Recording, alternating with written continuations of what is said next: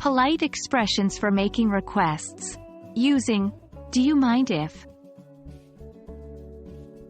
Hey there, English language learners. Welcome back to another exciting episode of our English language learning series. In today's video, we're going to focus on a very important topic: making requests politely using the phrase, "Do you mind if?" This is a useful expression that can help you navigate social situations and communicate effectively in English. So, let's dive right in. When we use the phrase, "Do you mind if?" we are essentially asking someone's permission or seeking their consent. It's a polite way to make a request or ask for something. The structure of a sentence using, "Do you mind if?" typically follows this pattern. Do you mind if plus subject plus present simple verb plus object? For example, do you mind if I open the window? Or, do you mind if we sit here? Now that we understand the structure, let's look at some examples of making requests using, "Do you mind if?" Example 1. Do you mind if I borrow your pen? This is a simple request asking for permission to borrow someone's pen. Remember to always be polite and use a friendly tone when making requests. Example 2. Do you mind if we turn down the music? In this example, we are politely asking if it's okay to reduce the volume of the music.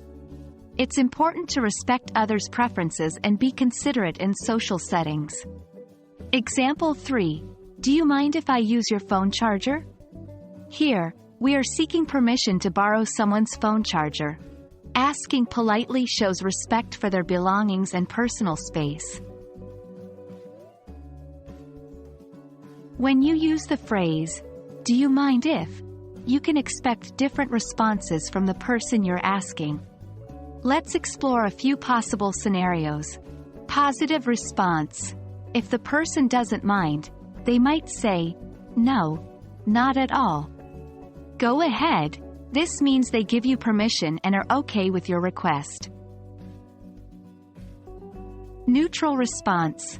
Sometimes, people might give a neutral response like, "Well, actually, I do mind a little bit, sorry."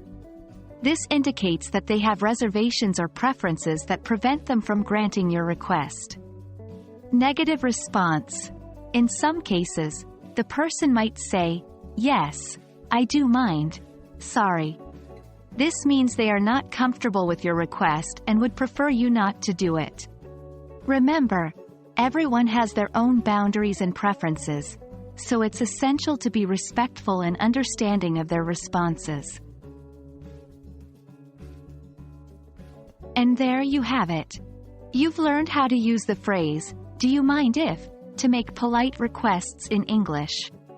By using this expression, you can communicate effectively and respectfully in various social situations. Remember to always be polite and considerate when making requests, and be understanding of different responses. Keep practicing, and soon you'll be a master of conversational English. Thank you for watching this video, and I hope you found it helpful. If you have any questions or suggestions for future topics, please leave them in the comments below. Stay tuned for more exciting English language learning videos. See you next time.